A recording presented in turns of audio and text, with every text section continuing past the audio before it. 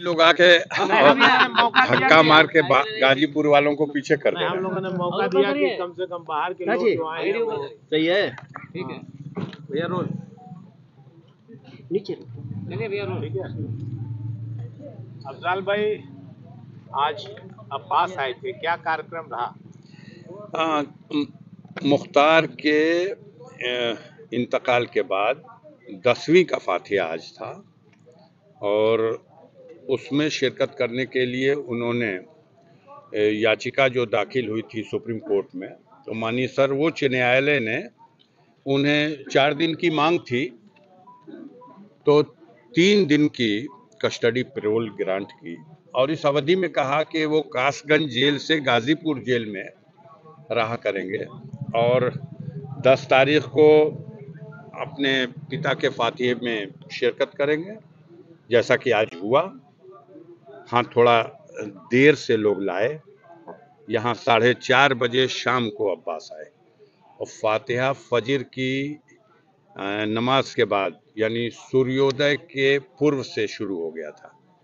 तो कहीं न कहीं माननीय सर्वोच्च न्यायालय का वो जो आदेश था उसको लागू अपनी तरह से किया इन लोगों ने कि हम जय बजे से चाहें शुरू करें। बहरहाल मगरिब बाद रोज़ा रमज़ान आज आखिरी दिन था, ईद का चांद भी दिख गया, तो अफ्तार करने के बाद आकर के यहाँ फातिहा पढ़ा गया। अब्बास ने फूलों की चादर अपने पिता और अपने दादा दादी की मज़ार पे चढ़ाई, मिट्टी डाली और कुरान की तलावत हुई, फातिहा पढ़ा। अफ्तारी में अब्बास शामिल रहे जी, अफ्तारी में अब्बास हाँ शामिल रहे। हाँ, अफ्तारी तो वहीं घर पे। दरअसल ये लोग कल ही हमसे मिले थे, जब जैसे ही ऑर्डर हुआ हमने कहा कैसे होगा कि आपको सहूलत होगी, कहे कि परिजनों तक, नातेदार रिश्तेदारों तक सीमित कर दीजिए। हमने देखा था कि जो मुख्तार की जिस दिन मिट्टी आई थी और उनके दफन के बाद मिट्टी देने के सवाल पर जो एक थोड़ी देर के लिए नाखुशगवार वाकया पेश आया, तो हम भी नहीं चाहते थे कि हम लोग गम के इस मौके पर कोई ऐसी चीज़। हाँ,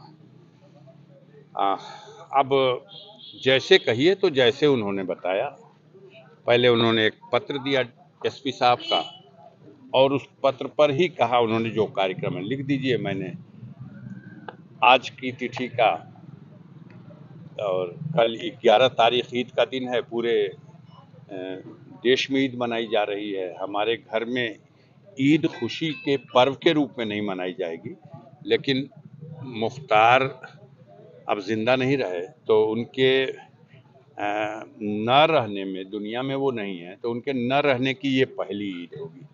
तो ऐसे मौके पे सारे खानदान और रिश्ते नाते और अपने हमदर्द लोग आते हैं, एक तरह से तसल्ली पुरसा देने, गमों को बांटने के लिए, और वो एक ईद की रस्म हो जाती है। तो वो भी लिख दिया और फिर 12 तारीख को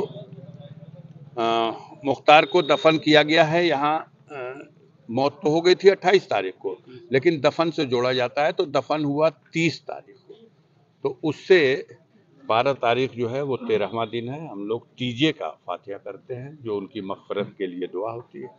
तो इन तीनों कार्यक्रम लिख के दे दिया था। हमने कहा कि देखिए, इसी में ईद का मसला है कि ईद की नमाज अगर पढ़ने वो मोहम्मदाबाद आएंगे तो हम स्वयं तस्लीम करते हैं कि उस बड़ी ईदगाह में इतनी बड़ी भीड़ में शायद हम भी सब कुछ कंट्रोल नहीं कर सकें, अनुशासनहीनता होगी। तो माननीय सर्वोच्च न्यायालय के आदेश से सब कुछ हो रहा है, तो जो रिलीफ मिला है उसका हम कोई नाजायज़ इस्तेमाल नहीं करेंगे। ईद की नमाज वहीं जेल में, जैसे जेल के और बंदी पढ़ेंगे वैसे उनको पढ़ा दिया जाए, और ईद की नमाज के बाद जब आप उनको यहाँ घर लाएंगे तो यहाँ हमारे जो कस्बे के आसपास के लोग जो मिलने जुलने वाले आते जाते हैं, पहली ही ईद ऐसी है जब मुख्तार अंसारी इस दुनिया में नहीं रहे, तो वो एक गम के शक्ल में होगी। उस मौके पर मुख्तार का बेटा मौजूद रहेगा, बड़ा बेटा है, तो लोगों से मिलजुल लेगा। माननीय सर्वोच्च न्यायालय ने कहा भी है कि अगर कोई स्पेशल प्रोग्राम न भी हो तब भी उनको उनके परिजनों से मिलवाया जाए। तो हम लोग उम्मीद रखते हैं कि वो उम्मीद पे तो दुनिया कायम है। अगर उम्मीद सुप्रीम कोर्ट के आदेश को भी ट्विस्ट किया जाएगा तो हम उम्मीद रखते हैं नहीं करेंगे लोग, अगर करेंगे लोग तो हम लोग फिर सुप्रीम कोर्ट जाएंगे। सर, एक पॉलिटिकल सवाल पूछना है। भाजपा ने आज आपके खिलाफ एक प्रत्याशी उतार दिया, पारसनाथ राय। हमारे ही खिलाफ क्यों भैया? भारतीय जनता पार्टी मतलब ने अभी गाजीपुर आप से ही लोकसभा का जी आप ही एक घोषित कैंडिडेट है, आप ही घोषित है इस वक्त, तो इसलिए कहा। तो भारतीय जनता पार्टी ने एक प्रत्याशी दे दिया। उनको जानते पहचानते हैं, कैसी लड़ाई मानते हैं? अब हमने कई अभी देख रहे थे झा साहब को, तो कहे हमें फोन करके पूछना पड़ा कि ये कौन है। फिर आप ही में से कोई सज्जन उनको इंटरव्यू कर रहे थे और उन्होंने पूछ लिया कि आप टिकट मांगने वालों में थे। तो बड़े ईमानदारी से उन्होंने कहा कि मैंने टिकट न मांगा था, न मैं उस कतार में था। तो ये तो दरिया दिली है देने वालों की। उन्होंने, उस पार्टी ने, उस संगठन की दरिया दिली है। और आप सब जानते हैं कि चमत्कार होता है बीजेपी में। एक चमत्कार इसी तरह से एक बार दरिया दिली दिखाई गई थी 2009 के चुनाव में, फिर एक बार दरिया दिली दिखाई गई है। बाकी गाजीपुर की जनता की अदालत में फैसला होना है। हमको पहले से डिक्लेयर किया गया था।